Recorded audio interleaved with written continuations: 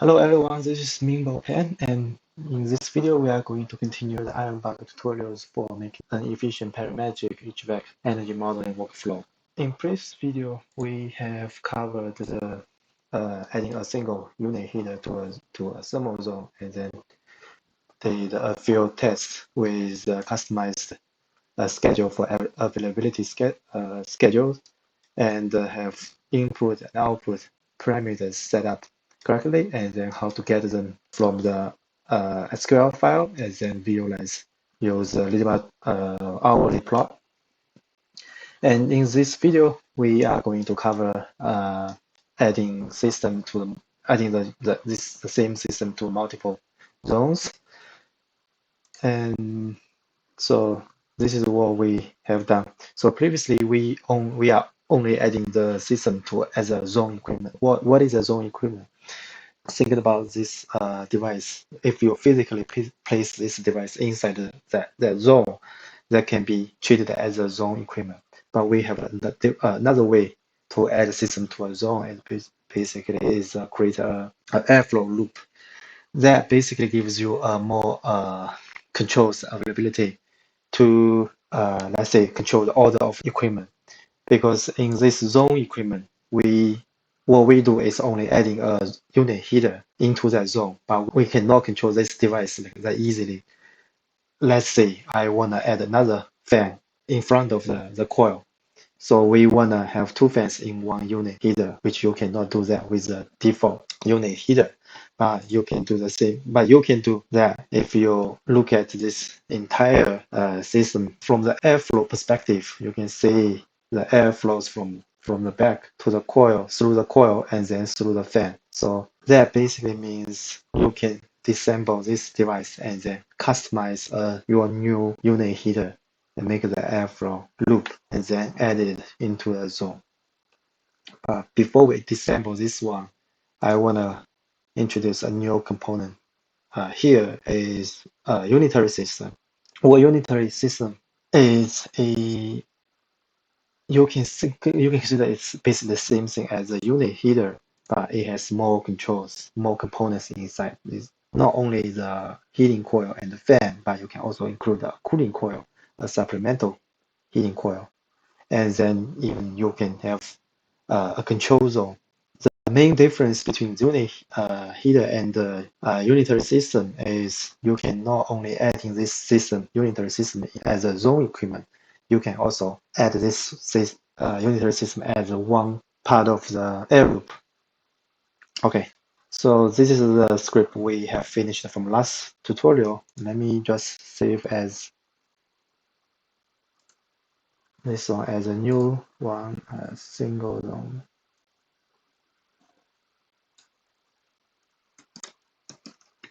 Unitary system. And first of all, let's find the unitary system first. Unitary system. Okay, let's use the default one. We have a several one, like air pump, unitary air pump, a heat pump. Here, we just in this case, for this demo, we are just using the simple one first. So we are going to use the same heating coil and a fan for this unitary system. Now the heating coil and the fan. And for the cooling coil, we are not going to add anything into it because by default there's no cooling coil inside. And then we can replace the zone equipment with the new unitary system and Control S, save it. Let's do a quick test.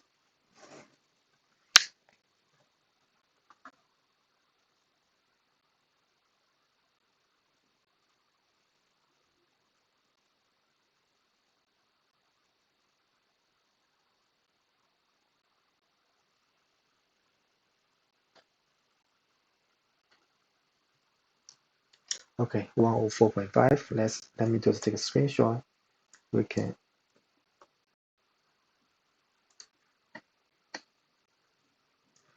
do a comparison.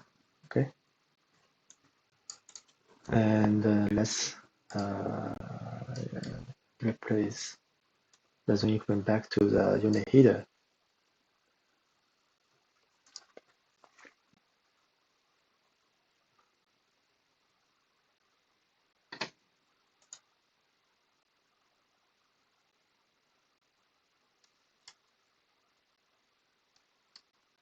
So it's 104.4. It's roughly the same, but if you look at it into the more detail, let me get to the previous result.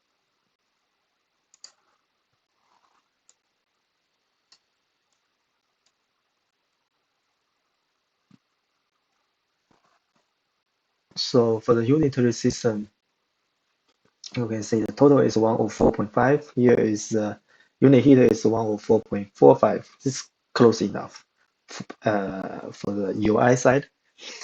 If we look at into the breakdown, the heating is 33.7 here, and the unitary system is 35. But the internal, the lighting and the electricity equipment is the same because that's a static value. And if you look at the fans, because that's the only thing we are changing in this system is a heating coil and the fan. And the system, the unit heater is 1.4, and in unitary system is 0.2.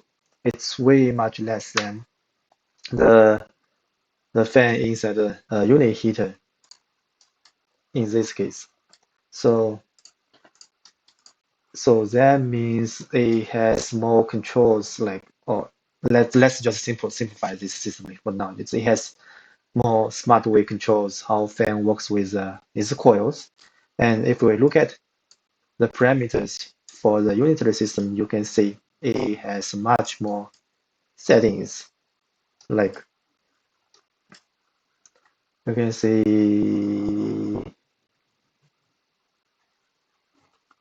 for example, supply airflow rate during cooling operation or during heating operation. So how much airflow rate you wanna whenever the system is running on the heating operation mode, and the fraction of the auto size for the cooling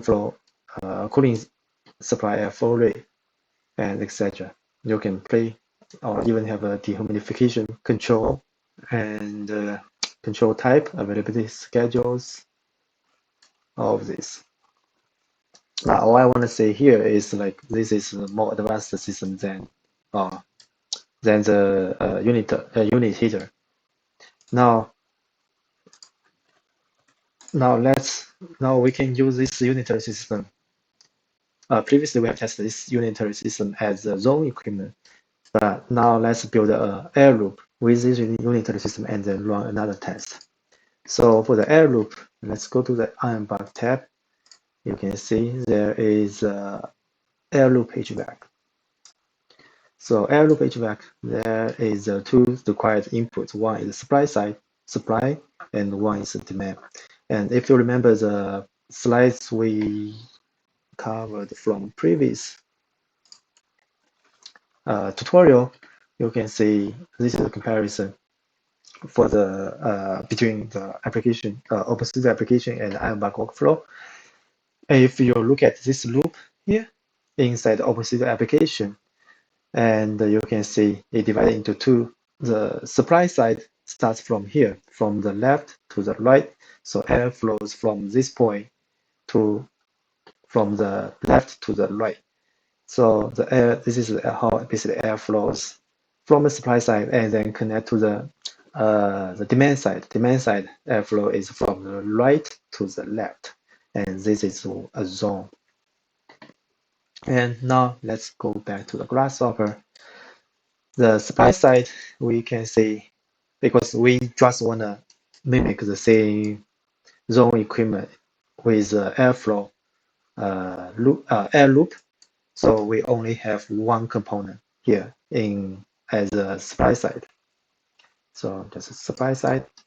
And demand side, because we are going to connect the thermal zone to the air loop, but we want to have a thermal zone without the zone equipment inside. So we can get a new zone equipment and then connect the loop to it. So this thermal zone has nothing inside. It's all empty. And then we need air loop branches. Basically, this means I am going to add this thermal zone as one branch of this air loop. If you have multiple zones, then you will get multiple branches inside the same air loop. Now you can see you have one zone and then one branch. Now connect to the demand. That's it. So one thing I want to cover is the sizing, because this sizing, this is a very generic air loop, and most of the time when we are trying to build the air loop, we include the outdoor air system in it. But in this case, the air loop is totally different than the air loop with the outdoor air system in it. So the sizing, we are not going to use in the default sizing settings. So what we are going to do here is go underneath the 06 tab sizing and the controller. So you can find a sizing system here for the air loop. Okay, connect to the sizing, and we are going to use the object parameter as well. And once you connect to it, it brings up the two default input value, but we are going to use more values, more settings here. So the first one is outdoor air or outdoor air in heating. Get this one, and heating settings, central heating design, supply air temperature, central heating maximum system airflow rate, type of I think that's setting option. Let me see. So that's fine. Okay, again, I think these are enough for now. All air or outdoor air in the heating, because we don't have any outdoor air flow, outdoor air system inside this airflow. So we are going to use a toggle set to false. So and the central heating design supply air temperature. So this value we can see. Let's check if there's a value inside the unitary system. Supply.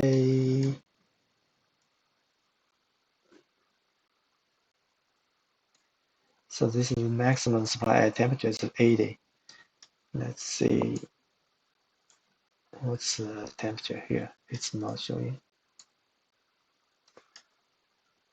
Okay, so 80 is probably too high. Let me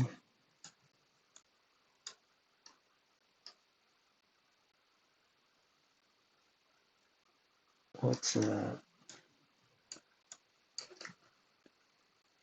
maximum supply air temperature?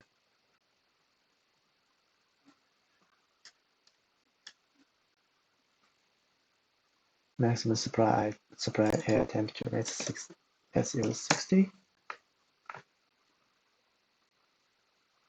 Maximum supply air temperature. Okay. And then we can just right click, because this is a huge component. It's taking a space inside the grasshopper.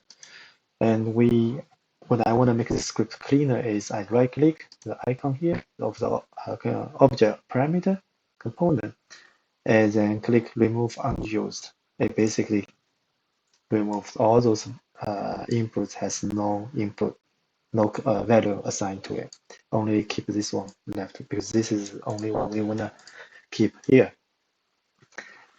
And so we are going to use the same 60 value here as the central heating design supply air temperature.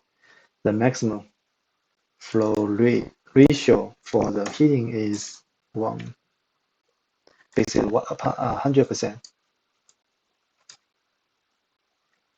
Yeah, there's a description here. You can read it from directly from here.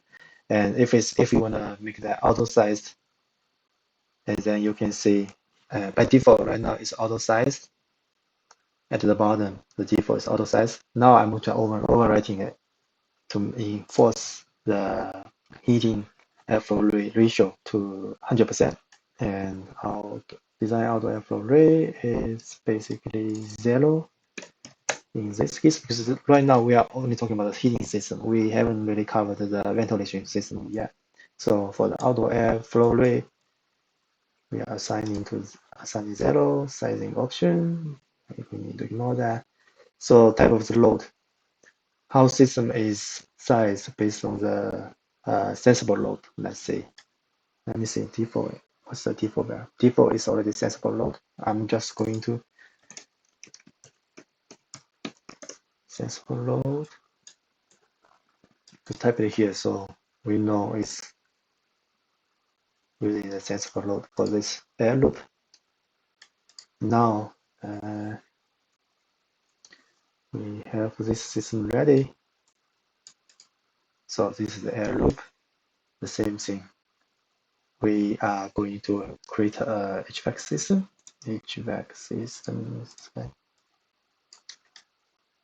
HVAC connect to the air loop, and we have the zone assigned inside the HVAC air loop. And all we wanted to do here, I'm going to move all these settings to the left so that you can see much cleaner way. Okay. So this is a component how we assign the HVAC system to the room. Now we are going to replace this guy to here, HVAC system with the air loop. Then it starts, the simulation starts automatically. Now we got an error. It says input error for HVAC Airloop HVAC unitary system number 1. So this is the error I wanted to show you. You can see user panel to connect the report. And let's open it up and scroll down to the very bottom fatal error. So this is the fatal error. So the previous error caused termination, and let's check the previous one. The Airloop unitary system, Airloop 1, Airloop HVAC unitary system method unable to determine the heating supply airflow rate. It's not satisfied when heating is present. And I think we can ignore this one for now because this is a warning. And if we look at the severe error here, so it says controlling zone or thermostat location must be valid, zone name. And now the zone name equals empty. So that means if we go back to check our script, here the unitary system has a control zone. By default, it's optional. But if you hover the cursor here, it says it is required to set a valid zone when the unitary system is used within an air loop.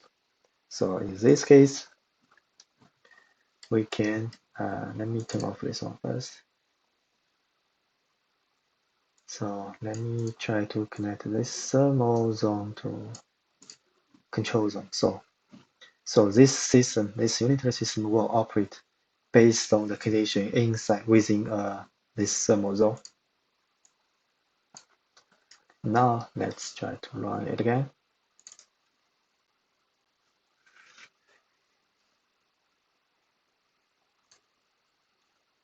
I think now model is correctly translated and the simulation runs correctly. Now we get to the result 103.9. It's close enough to the previous simulation when we add the unitary system to the thermal zone as a zone equipment. Okay, now we have this replaced. Let me just save this file again. Copy this one. Let me create a label here.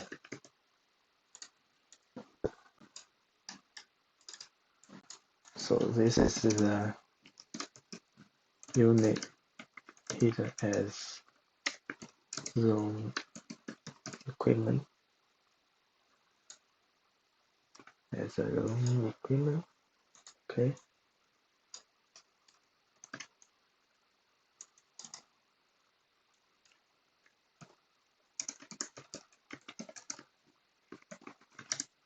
As a zone unitary system as a zone equipment. And this is the method, basically unitary system as a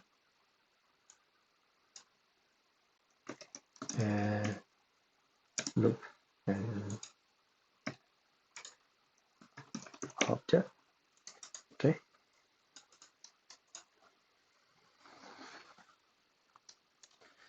Now let me save.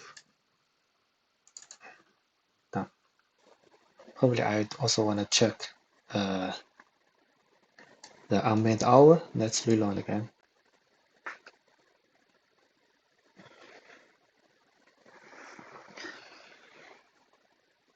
So this is basically an energy model simulation output checking routine. One is make sure the energy plus runs correctly, and then all result makes sense to you. And another one is checking the unmet hour for the zone, because we have previously the this script connected to get the unmet hour. For this zone, we can see this is the first one. Zone heating set point. It's all zero. There's no like uncountable hours with this new system, with new settings, right? And this is the cooling. So because we don't have a cooling system inside, that's acceptable for this case. And we also have the fan electricity energy and the heating coil electricity energy. Okay. And